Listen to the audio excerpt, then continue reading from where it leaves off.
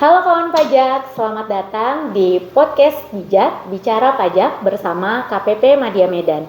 Kawan pajak, apa kabarnya nih? Semoga dalam keadaan yang sehat ya. Kita buka dengan pantun dulu mungkin boleh ya. Berjalan tanpa jejak, dikawal para ajudan. Asik. Selamat datang di podcast Bijak bersama KPP Madya Medan. Asik. Perkenalkan, saya Yunika Ambarita, salah satu penyuluh di KPP Madya Medan. Nah, hari ini podcast Bijak akan berbicara seputar sertifikat elektronik. Di sini ada dua narasumber kita yang kece-kece sekali. Yang pertama ada penyuluh pajak Madya Medan, Bang Winton Pardede. Halo kawan pajak. Dan ada petugas pajak yang kesehariannya memang bertugas di tempat pelayanan terpadu atau TPT dan seringkali melayani kawan pajak terkait sertifikat elektronik. Ada Kak Yuni Anggreni. Halo kawan pajak. Nah, kita akan bahas seputar sertifikat elektronik pada episode 7 podcast Bijak Bicara Pajak bersama KPP Madya Medan. Langsung saja mungkin kita ke pertanyaan-pertanyaan ya. Boleh, agar para narasumber dapat langsung menjawab. Ke Bang Winton dulu boleh ya Bang Winton? Boleh Kak. Nah, sebenarnya apa sih yang dimaksud sertifikat elektronik atau biasa kita sebutnya sertel ya Bang Winton ya? Iya benar sekali. Apa sih sebenarnya sertifikat elektronik itu Bang? Ya, jadi kawan-kawan pajak, sertifikat elektronik itu adalah sertifikat digital. Jadi di situ berisi memuat tanda tangan yang sifatnya nantinya elektronik semuanya Kak Nike. Jadi sertifikat elektronik ini di situ memuat tanda tangan elektronik yang menunjukkan subjek pajaknya ada identifikasi wajib pajak. Nanti ini yang diterbitkan oleh Direktorat Jenderal Pajak sebagai penyelenggara sertifikat elektronik Kak. Oh gitu. Nah jadi sertifikat elektronik ini berarti ibarat tanda izin wajib pajak untuk mendapatkan akses layanan perpajakan secara elektronik gitu ya. Benar Mungkin sekali, Kak Yuni boleh menjelaskan kira-kira layanan perpajakan elektronik itu apa aja tuh Kak Yuni? Nah, dalam pembahasan sertel kali ini ada 3 istilah yang wajib kawan pajak ketahui.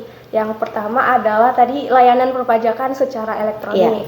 Nah, secara singkatnya layanan perpajakan elektronik itu adalah layanan yang disediakan oleh DJP ataupun pihak ketiga yang dilaksanakan dalam bentuk digital atau elektronik Kak. Nah, yang kedua ada namanya dokumen elektronik. Dokumen elektronik ini dokumen yang digunakan pada layanan elektronik. Kalau misalnya dulu nih permohonan kan diajukan secara manual ya Kak. Manual masih pakai kertas gitu ya. Kertas ya. Sekarang sudah menggunakan dokumen elektronik. Terus yang ketiga ada namanya tanda tangan elektronik. Kalau tanda tangan elektronik ini pengganti tanda tangan basah di dokumen manual. Jadi fungsinya untuk verifikasi dan autentikasi dokumen elektronik di layanan elektronik tadi. Baik. Gitu. Berarti kita sekarang lebih paperless gitulah ya Kak Yuni ya, lebih simple. Nah, kawan pajak sebagai informasi nih, permohonan dan dokumen elektronik yang disampaikan melalui layanan perpajakan secara elektronik itu dianggap telah ditandatangani oleh wajib pajak apabila tanda tangan elektroniknya atau TTE-nya yang dipergunakan oleh wajib pajak tersebut dapat diverifikasi dan diautentikasi oleh sistem Direktorat Jenderal Pajak. Jadi nggak semata-mata ada tanda tangan elektronik gitu, harus diverifikasi dan diautentifikasi dulu begitu ya. Baik, pertanyaan berikutnya mungkin gantian ya Kak Yuni ya, kita ke Bang Winton. Nah, Bang Winton, dalam hal apa kira-kira Direktorat Jenderal Pajak dapat memberikan sertel kepada wajib pajak untuk memperoleh layanan perpajakan secara elektronik? Jadi sekarang ini Direktorat Jenderal Pajak layanan perpajakannya itu secara elektronik itu bisa berupa seperti permintaan nomor seri faktur pajak, bisa juga seperti pembuatan faktur pajak pada e-faktur, pembuatan bukti potong, bukti pemungutan pajak pada pelaporan SPT unifikasi. Bisa juga Kak, kalaupun wajib pajak nanti mau mengajukan surat keberatan, bisa juga secara elektronik yang kita kenal dengan e-objection sekarang ya yang terbaru. Ada juga pengajuan pengungkapan ketidakbenaran pengisian SPT oleh wajib pajak secara elektronik juga sudah ada, dan ada juga pengajuan pengungkapan ketidakbenaran perbuatan wajib pajak ini dilakukan secara elektronik.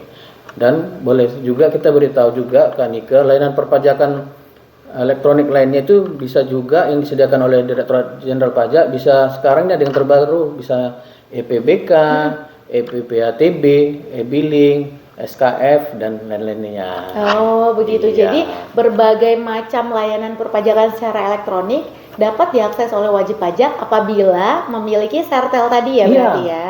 Berarti kita harus memiliki sertifikat elektronik supaya bisa mengakses layanan perpajakan elektronik itu, Kak. Baik. Iya. Oke, Bang Winton, terima kasih. Sekarang ke Kak Yuni lagi ya, Kak Yuni. Jadi tadi apakah setiap wajib pajak yang memiliki sertel berarti boleh mengakses layanan perpajakan secara elektronik? Bagaimana, Kak Yuni? Iya, tentu saja Kak. Apabila wajib pajak telah memiliki sertel, wajib pajak bisa mengakses semua layanan elektronik yang disediakan oleh DJP.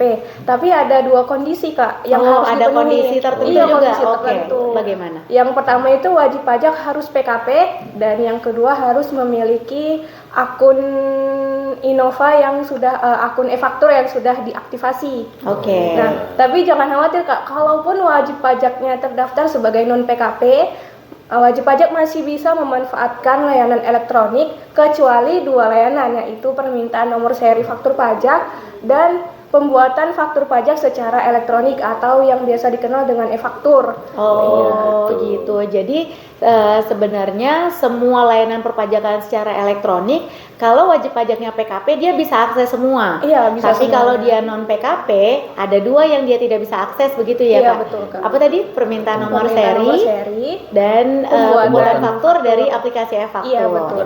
Ya karena itu memang harus PKP, Harus PKP, ya. Yang nggak iya. PKP ngapain bikin faktur Nggak gitu bisa. ya. Ya kan, Bang Benar. Winton? Oke, sekarang saya ke Bang Winton ya. Boleh. Nah, mengenai tata cara permintaan sertifikat elektronik nih Bang Winton, dan memang Kak Yuni ya, kalau kita di pelayanan ataupun mungkin Kak Yuni di TPT masih banyak ya pertanyaan mengenai cara-cara baik itu pembuatan sertifikat elektronik, perpanjangan dan segala macam pertanyaannya Banyak tentang sekali, sertifikat elektronik ya. Ini Bang Winton, bagaimana tata cara permintaan sertifikat elektronik diajukan oleh wajib pajak gitu? Gimana Bang Winton? Jadi kawan wajib pajak untuk mengajukan sertifikat elektronik ini masih bisa mengajukannya secara elektronik ataupun tertulis ya kawan-kawan pajak. Jadi kalau dia nanti pun permintaan sertel ini dapat diajukan pada saat nanti bersamaan waktu mendaftarkan MPWP ataupun secara terpisah. Oke. Setelah wajib pajak memperoleh MPWP baru nanti mengajukan permintaan sertifikat elektronik. Jadi nanti kawan-kawan pajak terlebih dahulu wajib mengisi formulir, Kak. Oke, ada formulirnya dulu ya. Permintaan sertel ini, dan nanti kawan-kawan pajak juga harus menyiapkan paspres. Paspres ini ada 6 digit. Nanti paspres inilah nanti digunakan oleh kawan-kawan pajak untuk kerahasiaan datanya pada saat penggunaan di sertifikat elektroniknya, Kak. Oke. Iya. Paspres itu harus disiapkan oleh wajib pajak sebagai kerahasiaan data mereka. Benar. Karena paspres itu nggak ada yang tahu selain wajib pajak sendiri, Benar, gitu ya. Kak. Karena Benar, kalau Kak. misalnya kayak password itu kan disampaikan oleh dari Direktorat Iya. Jenderal Pajak. Jadi Iya. kita tahu passwordnya gitu. Iya. Tapi kalau paspres hanya wajib pajak yang tahu ya. Benar, Berarti Kak. rahasia aman gitu ya, Benar, Bang ya. Kak. Ini ya. Oke, Kak Yuni, ke Kak Yuni lagi ya. Kalau misalnya saluran elektronik belum tersedia, artinya belum bisa secara online nih si wajib pajaknya. Bagaimana untuk wajib pajak, baik itu wajib pajak orang pribadi atau mungkin wajib pajak badan untuk melakukan permintaan sertifikat elektronik gitu. Boleh dijelaskan Kak Yuni? Iya, jadi Kak Nike untuk sekarang permintaan sertifikat elektronik itu masih belum bisa, sayangnya dilakukan secara elektronik. Online belum bisa. Iya, masih belum bisa. Jadi untuk yang pertama kali, semua wajib pajak baik itu orang pribadi maupun wajib pajak badan wajib membuat langsung Kak ke TPT untuk sertifikat elektronik yang pertama kali. Baik. Untuk syaratnya itu dibedakan dari jadi wajib pajak orang pribadi dan wajib pajak badan. Ya. Kalau untuk wajib pajak orang pribadi itu orang yang bersangkutan harus langsung datang Kak. Oh, Iya, jadi harus udah langsung ke harus KPP. langsung permintaan langsung ke TPT Iya. dan harus orang yang Harus bersangkutan. orang yang bersangkutan. Hanya bisa diwakilkan apabila memenuhi 3 kondisi. Dan ini hanya terbatas pada kondisi yang 3 ini ya Kak. Yang pertama itu apabila orang pribadi tersebut sedang dirawat di rumah sakit, baru apabila sedang menjalani masa hukuman pidana ataupun sedang disandra sebagai penanggung pajak. Yang ketiga, apabila ada keadaan kahar atau force majeure kayak wabah penyakit ataupun bencana alam, jadi nggak bisa datang. Itu boleh diwakilkan. Selain itu nggak boleh diwakilkan. Selain itu harus orangnya langsung. Baik, terus kalau gitu sesudah orangnya datang langsung nih ke TPT, nah dia ngapain untuk mengajukan permintaan sertifikat elektroniknya? Iya, seperti yang sudah dijelaskan juga tadi sama Bang Winton sebelumnya, harus menyiapkan formulir. Formulirnya itu bisa didapat di Per 04 tahun 2020. Harus membawa KTP asli dan NPWP asli, nanti dilakukan verifikasi dan autentikasi oleh petugas TPT itu berupa foto dan pengecekan identitas. Selain itu untuk orang pribadi cukup membawa fotokopi KTP dan NPWP saja, Kak. Jadi untuk orang pribadi sebenarnya cukup simpel ya, membawa formulir, formulirnya udah diisi. Itu tadi formulirnya jangan asal-asal formulir ya, Kak, harus yang sesuai dengan Per 04-PJ-2020. Atau sebenarnya bisa di-download di website kita pajak.go.id. Di pajak.go.id nanti di menu unduh formulir ya. Kemudian bawa aslinya KTP dan NPWP ya kan, kemudian bawa fotokopinya juga.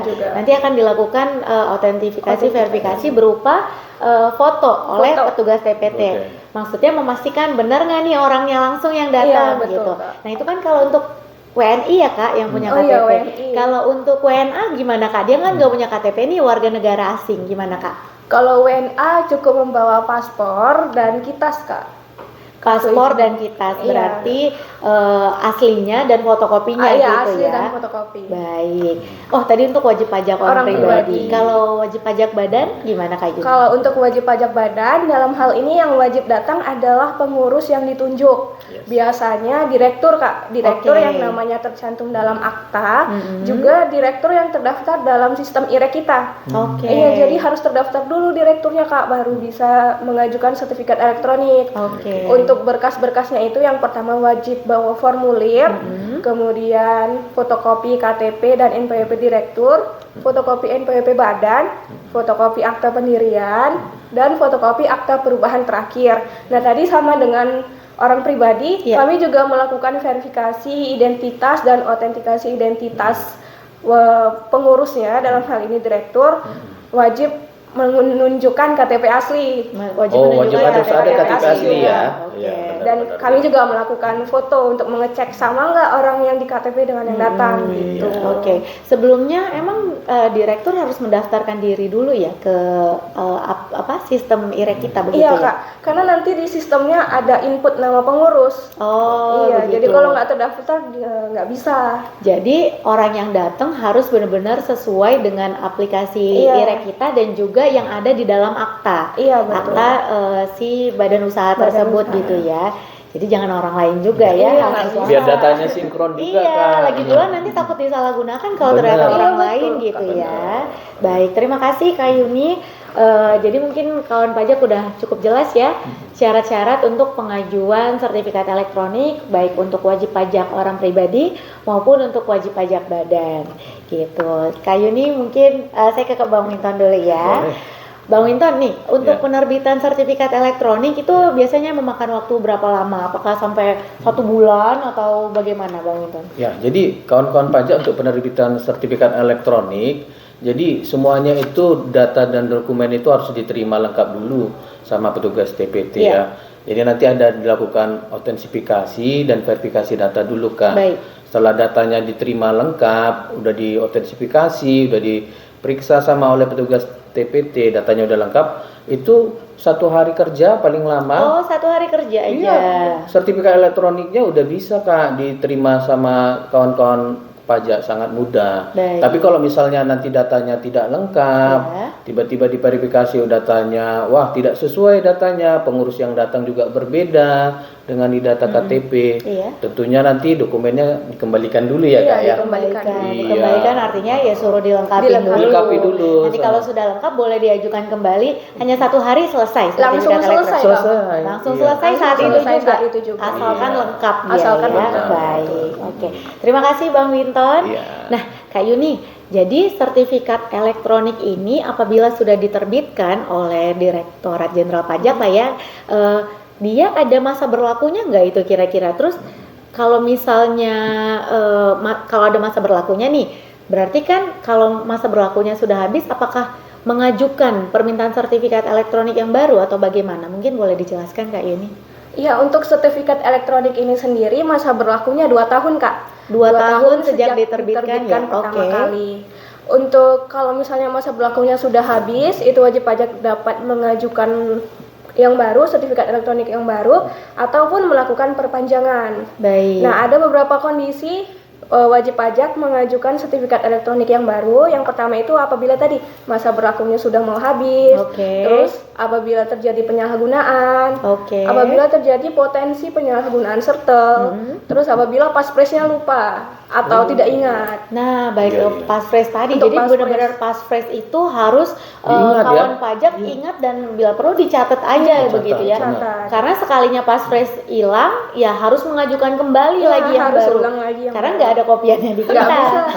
Iya. Karena kita juga nggak tahu ya. Nggak tahu. Iya, Karena petugas yang tahu pajak hanya wajib pajak aja sendiri tadi. untuk Iya, paspres. Baik, jadi masa berlaku sertifikat elektronik atau sertel tadi 2 tahun ya? Iya, 2 tahun. Kalau misalnya masa berlakunya sudah habis, silakan ajukan baru. Ajukan baru atau perpanjangan. Atau perpanjangan. Nanti kita bahas yang perpanjangan ya Kak. Siap, Kak. Oke. Kemudian Bang Winton nih, Bang Winton. Tadi kan ini nih yang barusan dibahas sama saya dan Kak Yuni tadi. Benar. Kalau untuk masa berlakunya sudah habis gitu ya, apakah wajib pajak harus melakukan permintaan baru atau perpanjangan? Ini Bang Winton atau Kak Yuni nih yang mau jawab? Kak Yuni dulu ya. Mungkin Kak Yuni dulu. Oh, boleh. Tadi kan apakah harus mengajukan baru atau sebenarnya bisa perpanjangan aja gitu Kak Yuni? Boleh. Ya, jadi untuk apabila masa berlakunya itu sudah habis, wajib pajak dapat melakukan perpanjangan sertifikat elektronik. Bahkan ini untuk wajib pajak PKP ya Kak, khusus untuk PKP. Khusus PKP? Ya, dapat dilakukan secara online. Oh, iya. Untuk perpanjangan.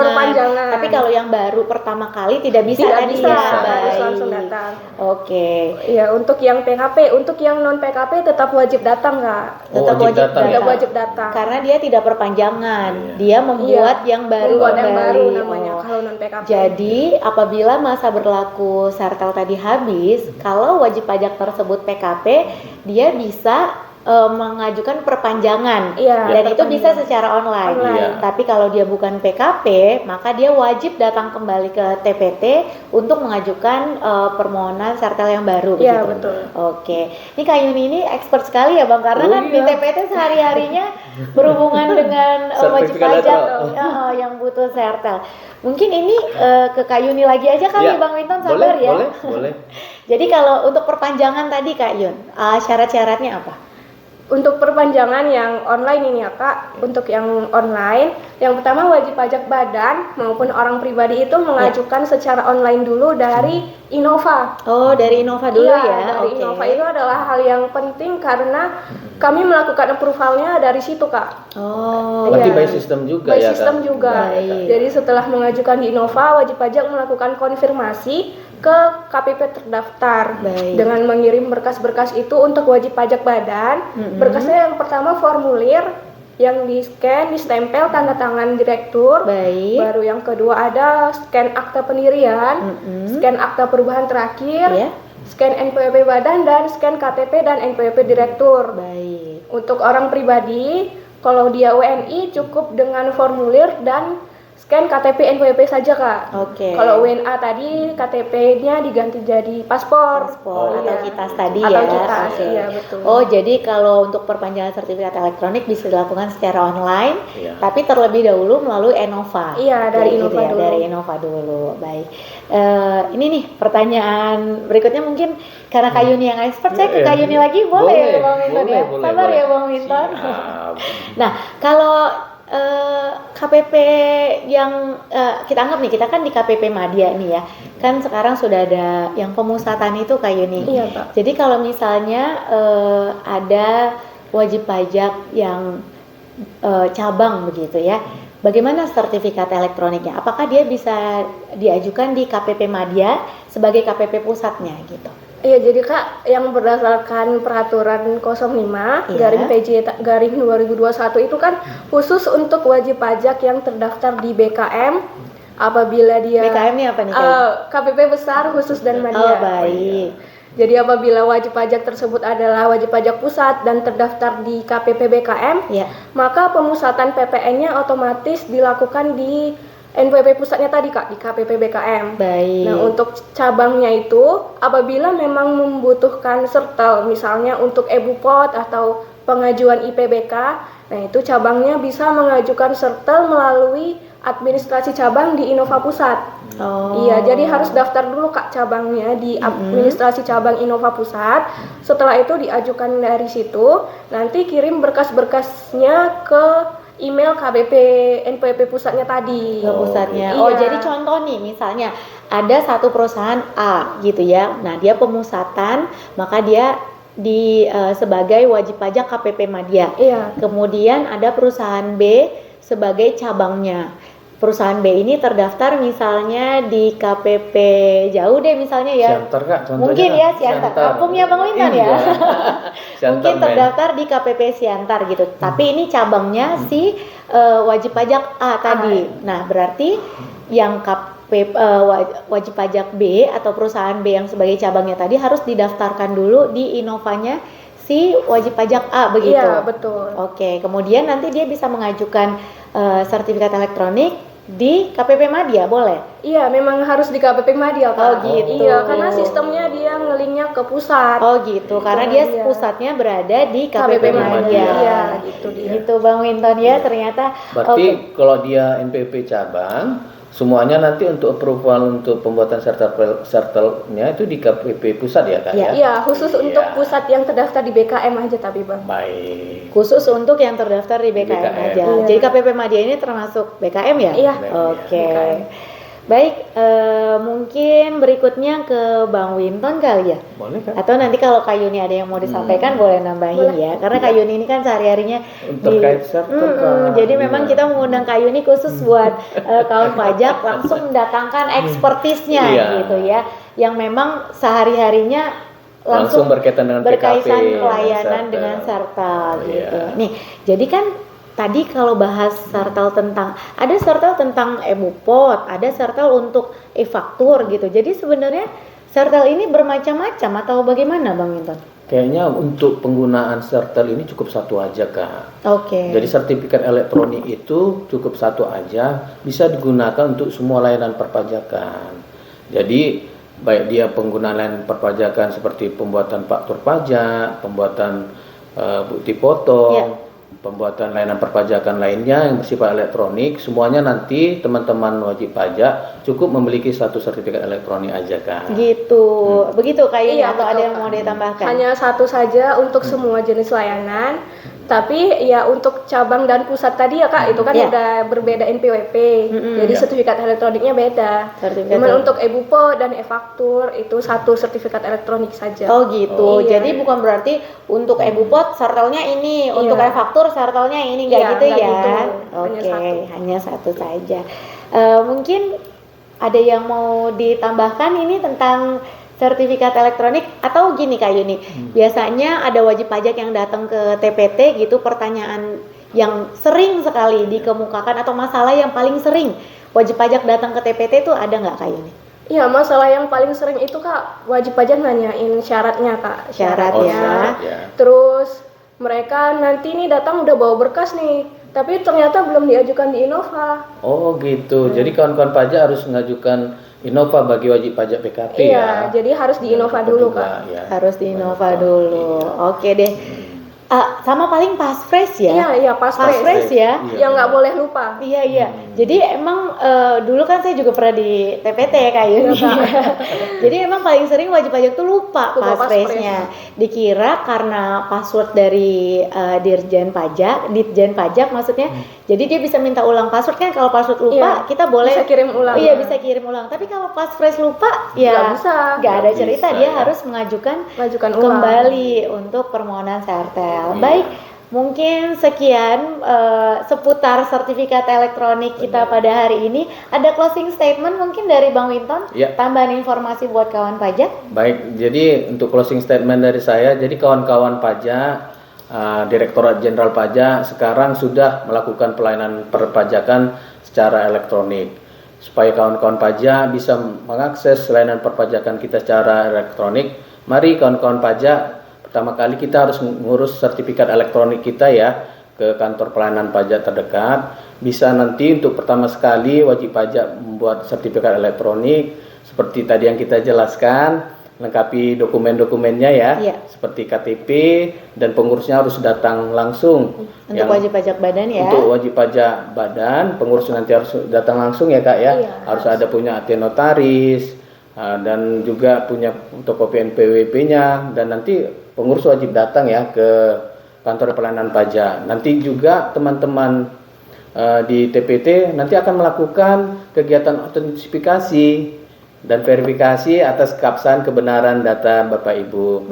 Jangan lupa nanti teman-teman pajak juga menyiapkan Pasfresh ya, ini yang paling penting. Jangan lupa Pasfresh-nya supaya nanti teman-teman pajak bisa melakukan akses kewajiban perpajakan secara elektronik. Kami ucapkan terima kasih buat semua kawan-kawan pajak yang telah menyaksikan konten kita hari ini terkait sertifikat elektronik. Kami berikan apresiasi sebesar-besarnya dan ucapan terima kasih buat kawan-kawan pajak yang telah melaksanakan kewajiban perpajakannya dengan benar. Jadi bagi kawan-kawan pajak yang belum melaksanakan kewajiban perpajakannya atau mengalami kendala, ya kawan-kawan pajak boleh datang ke kantor pelayanan pajak, ke helpdesk KPP terdekat. Kami siap untuk melayani Bapak Ibu. Mari kami mengajak Bapak Ibu semuanya, teman-teman pajak, mari kita bangga untuk membayar pajak, karena pajak itu untuk membangun negeri. Sadar pajak, bukti peduli kita pada negeri ya Kak ya. Betul sekali Bang. Iya, pajak kuat, Indonesia maju. Terima kasih. Terima kasih Bang Winton, terima kasih Kak Yuni. Kawan pajak, sampai di sini dulu obrolan kita hari ini. Terima kasih kepada narasumber ya, untuk Kak Yuni sebagai petugas TPT, untuk Bang Winton sebagai penyuluh di KPP Madya Medan. Semoga sekarang kawan pajak jadi lebih paham mengenai Sertel atau sertifikat elektronik.